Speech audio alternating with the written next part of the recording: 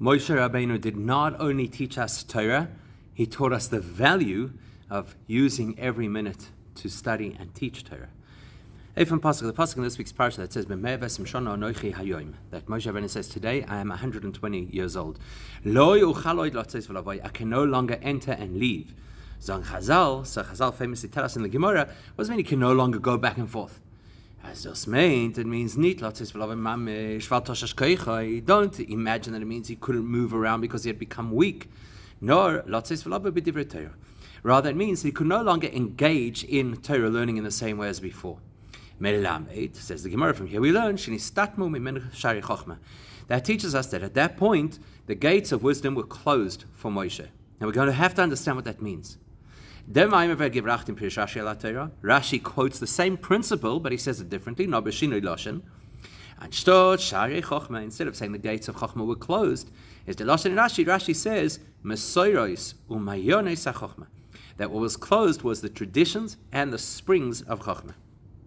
Where does Rashi get this from? So we're going to see it looks like a hybrid of two different sources, because in Yaakov then Yaakov and certain of the other Rishonim besides Rashi,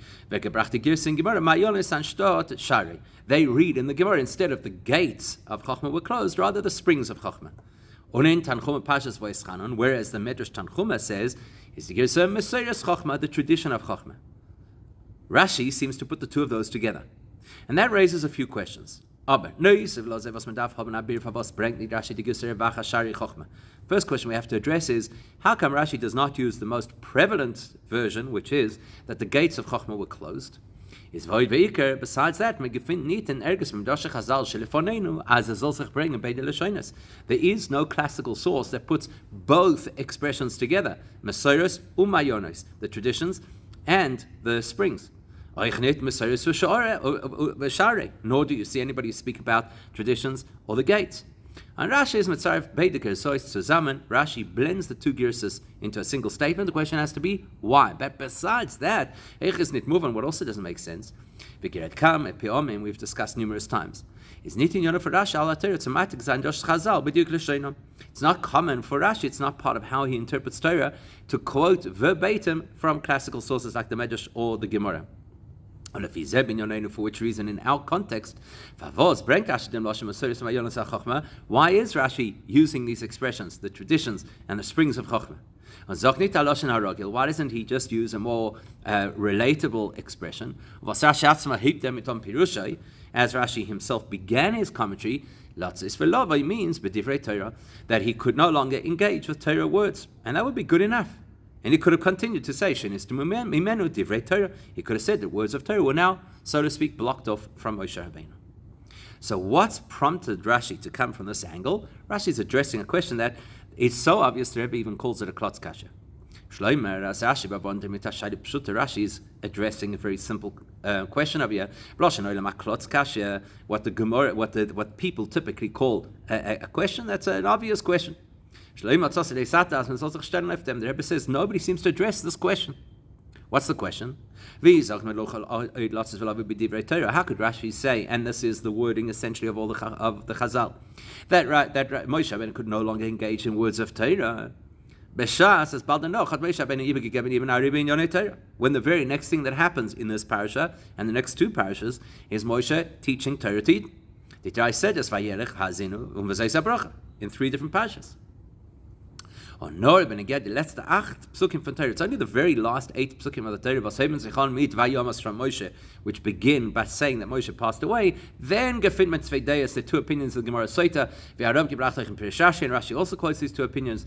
Did Yehoshua write those last 8 lines? Or did Eibush dictate to Moshe, and Moshe cried as he wrote those 8 lines? So the only question about Moshe teaching Torah applies to the last 8 psukim of Torah. I'm going to get a Pasha Vayeilech Hazinu v'Zeisa Bracha, but the vast majority of Pasha Vayeilech, the entire Hazinu and v'Zeisa Bracha, b'Silesach Psukim, with the possible exclusion of the last 8 Psukim, is less man the Podagas Moshe Hotzik gesagt und geschrieben. Nobody debates that Moshe taught that information and wrote that information. So in other words, Moshe taught much Torah after the gates of Torah were closed for him. And you can't say, well, Divrei Torah in this context is referring to halacha, and he didn't really speak halacha after this point, because he did. No, First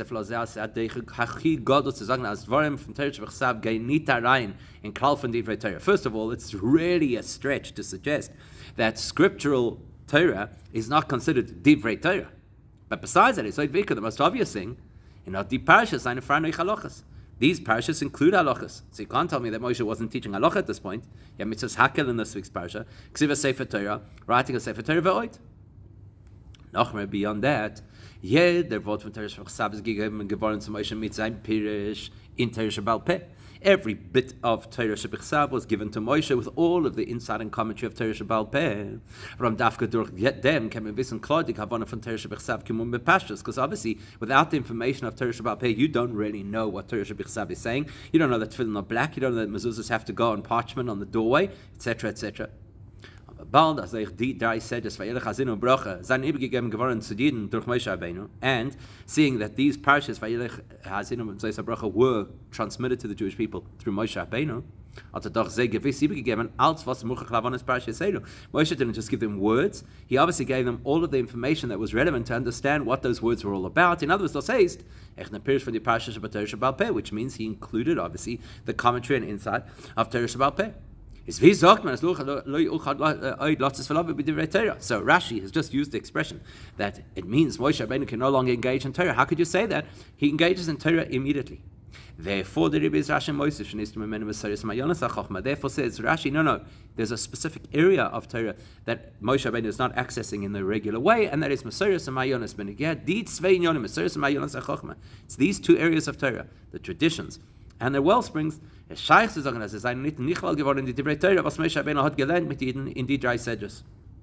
for some reason, these two versions of Torah teaching were not included in these three parashas. Now we don't know what they are, so we don't understand what that means.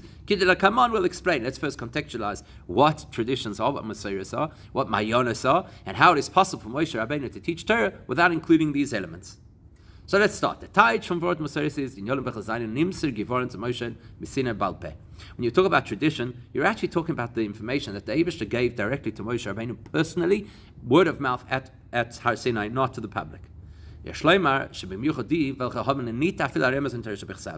the ultimate version of Masoros are the pieces of information that the Eibishter gave to Moshe Rabbeinu, which you cannot see in the Torah, you cannot even see a hint to them in the Torah.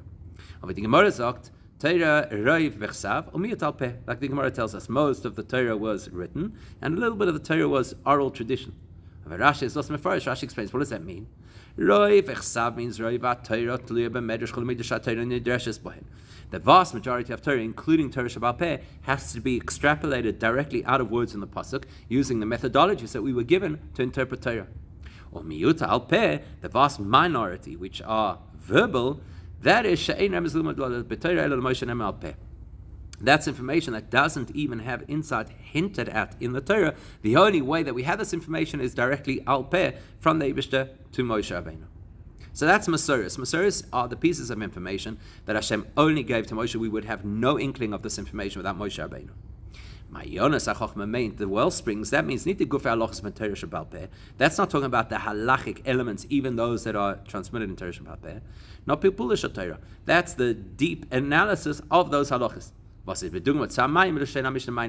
That's compared to a wellspring, because the Mishnah in Pirkei Avos tells us that the nature of a wellspring is to flow with tremendous strength, to keep flowing and flowing and flowing. So when you talk about the analysis and the pilpul that goes into Torah learning, that also flows without limitation. As the pasuk says, it is longer than the earth, wider than the sea. Or we see practically that the nature of pilpul is it's literally infinite. Und davon ist verstandig über Pashtus. As in the Divrei Torah, was Moshe Rabbeinu had gelernt mit Eden, now that we know what Masoros are and what Mayonos are, that Masoros are those nuggets of information that only Moshe Rabbeinu received, and that Mayonos are the in-depth analysis and pilpul that accompanies Torah. Now we can understand how these two things, as the Divrei Torah, was Moshe Rabbeinu had gelernt mit Eden, when Moshe Rabbeinu taught the Yidden Torah in these three parashas, Pirusha from Torah Shebal Peh, even when he was including the analysis or insight of Torah Shebal Peh into the Psukim. All that Moshe Rabbeinu conveyed within that was the actual halachas itself and the actual commentary on Torah that belongs to Torah Shebal Peh. Aber nicht Pilpul der Reise was hat in Gvul. But obviously Moshe Rabbeinu did not get into every layer of Pilpul because it's limitless and that wouldn't be practical to be able to convey to people. That's going to take the whole of history to unpack. Especially when you consider what the Gemara says. That the ultimate concept of delving and explaining and exploring Torah, that was really given just to Moshe and his immediate family, his children. But Moshe was very generous and he shared that information with Yidden. So the fact that Moshe did not have to teach or share the Pilpul with the Yidden implies that Torah minus Pilpul is a complete concept of Torah. In other words, Moshe Rabbeinu could teach the whole Torah and fulfill his responsibilities to teach Torah fully without going into Pilpul. So certainly these three parashas, it is possible that Moshe Rabbeinu gave all of the information that was relevant without the Pilpul. So what's Moshe not sharing now? He's not sharing those unique nuggets that are only given to him directly, and he's not sharing the Pilpul of Torah, which is not the responsibility of Moshe to share with Eden.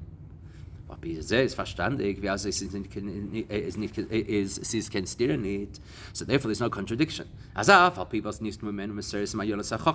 as Rashi points out, the gates for, well, he doesn't call them gates, even though Hashem blocks or Moshe blocks the capacity for those traditions or the capacity for Pilpul, still Moshe was able to convey three whole, complete parashas of Torah to the Yidden. Both the actual words of the Torah, as well as the commentary that had to accompany that, the Torah Shabbat Peh, that had to make that understandable. Well, that doesn't have to include Masoris, because as we've said, Masoris is not even hinted to in the Psukim, so it's got nothing to do with conveying the Psukim accurately. And the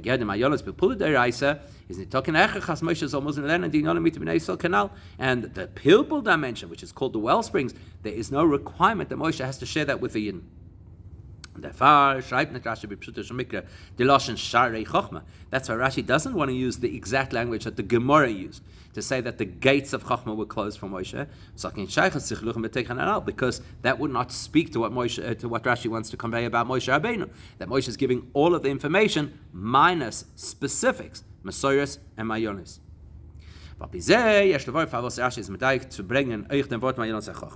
That would explain why Rashi specifically says the well springs of wisdom, rather than saying the well springs of Torah. Why lahadgish? Because he wants to emphasize. Because Torah, the direct meaning of Torah is instruction. Mayonis, which is the Pilpul, are not required in order to give instruction of Torah. Because if it was required, Moshe would have had to teach it to the Jewish people. That's why, what does Rashi say? That what's missing in Moshe conveying to the Yidden is the mayonis. That's the wisdom that could be added to the Torah that you already know fully, which is what Pilpul does. You already have a clear picture, you know what the halacha is, you know how you're supposed to behave, you understand the principles, you understand the reasons for those principles, and there's still room for Pilpul. But there's still one niggling question. There's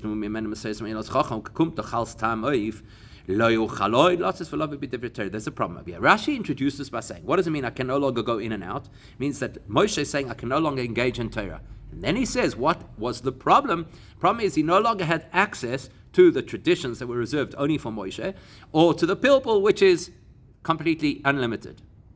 So then the question is, what's meant? Not the limit latzmai, the limit in Bnei Yisrael. Latzis v'lavai means that Moshe is saying that he cannot engage with the Jewish people. Why not? It's not moving. Is moving. So the part of Torah that is a tradition that's not even hinted at in the Psukim, and only Moshe knows that information directly from Hashem, that makes sense. Can it not? If Moshe is no longer given access to that information, he can't teach it. He can't be the one to be able to transmit Torah to the Yidden if he doesn't have it. Because the Yidden have to know those traditions, and if Moshe cannot access them, how could he teach them? Fine, makes perfect sense. So in that arena, Moshe should step back. I no longer have access to this information, I can't teach it, therefore I may not be the teacher of that area of Torah. Fine. But when you're talking about the well springs of wisdom, but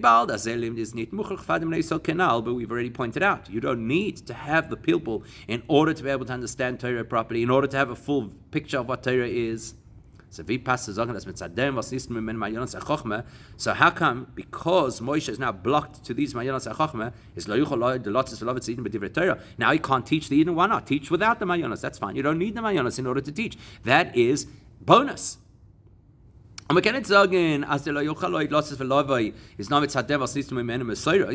you can't say the only reason Moshe is not teaching is because that small area of Torah called Masoros is now no longer accessible to him.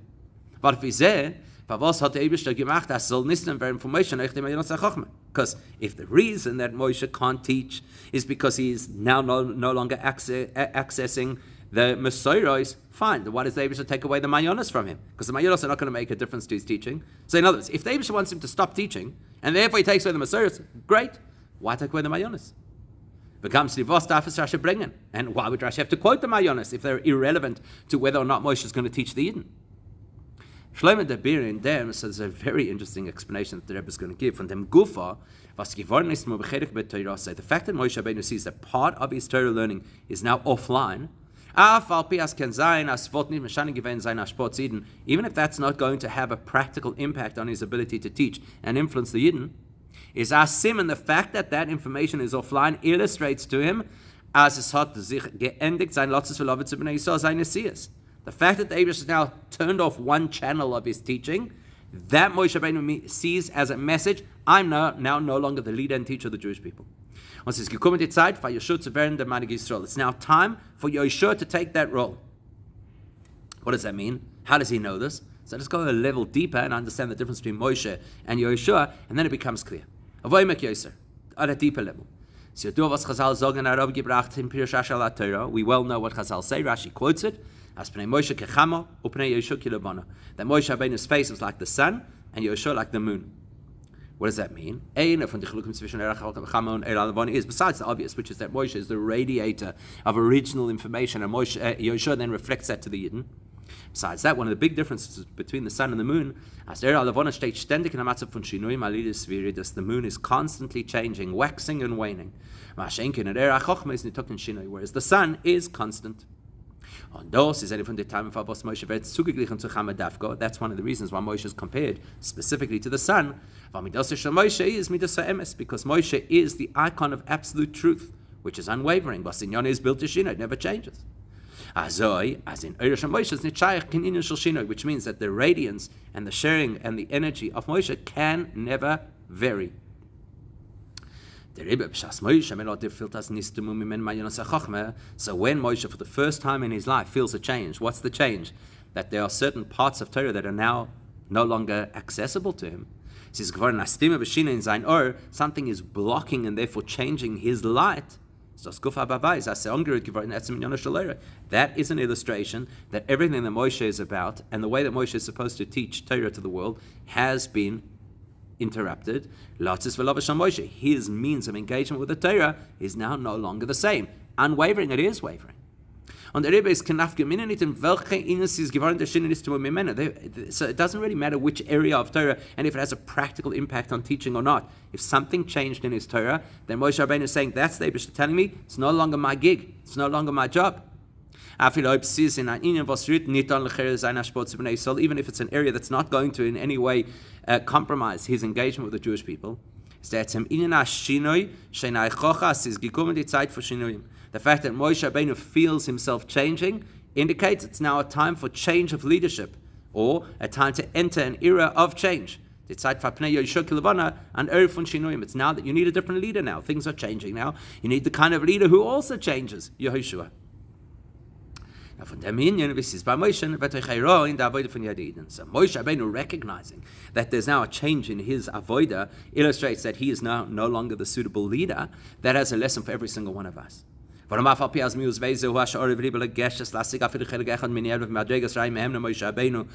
as the Alter Rebbe says, who in their wildest imagination could imagine that they come to even a 1,000th of the appreciation of Moshe Rabbeinu? is on mitzadem was called nefesh v'nefesh mi basis so yesh lo mibchinas Moshe Rabbeinu olav hashanim. But on the other hand, every one of us, our neshama has a Moshe spark within it. Therefore, every one of us is capable of some tiny little sample taste of Moshe's experience. This is the deeper meaning of this, the saying of Chazal. A person who forgets even one thing from his learning, that is a capital offense according to the Torah. Now you could ask the Lechera, how could you have such a harsh response because the person forgot one thing that they learned? Could be that the person remembers the rest of Torah except for that one thing. You're telling me one of the explanations is the nature of how we learn Torah should be that Torah becomes engraved into our essence. Bees in an ofen as jeder Wort von Torah rührt on sein Etzemetzius, to the extent that every word of Torah should make a difference to the essence of my being. On the Rebbe, the Etzem Passirin von Shechech Doberchen mit Mishnase. Therefore, just the fact that a person reaches a point where they forget Torah, it doesn't matter how much Torah, could be the tiniest amount of Torah. The amount is irrelevant. That should illustrate that my essence is compromised. That's what mischai b'nafshe means. Not, God forbid, that the person is going to die. It means that the person is broken to a tiny extent. The same applies to time. The way a Jew is supposed to live, every moment of a Jew's life is supposed to be linked to Torah. Therefore, if a Jew wastes time of Torah learning,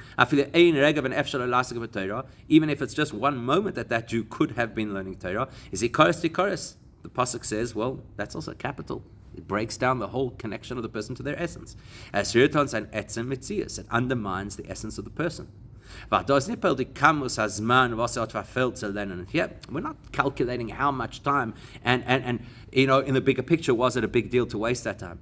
No, the etzem zachas es is adur charege. When it is not given verbunden mit Torah, the very fact that a moment went by when this yid was not connected to Torah, that is shattering his essence. The same applies to every area of Judaism. The whole concept of serving the Eibishter has to be drilled into the essence of who we are. To the extent that the tiniest piece of Torah, even if it's rabbinic, even if it's only a minig, it should be something that concerns me to the essence of my soul. To the extent that even if we miss some small tiny little thing, the tiniest of tiniest, that should be something that shatters us. That attitude will promote us serving the Eibishter in greater measure. To the extent that a person recognizes that every positive thing I do in my Yiddishkeit, that adds to the essence of my life, of my vitality. My connection to He who gives life to life, the source of life. And through that bond with the Eibishter, every one of us is absolutely alive in the fullest sense today, and if it's Hashem for all times, till Chaim Nitzchim with Mashiach now.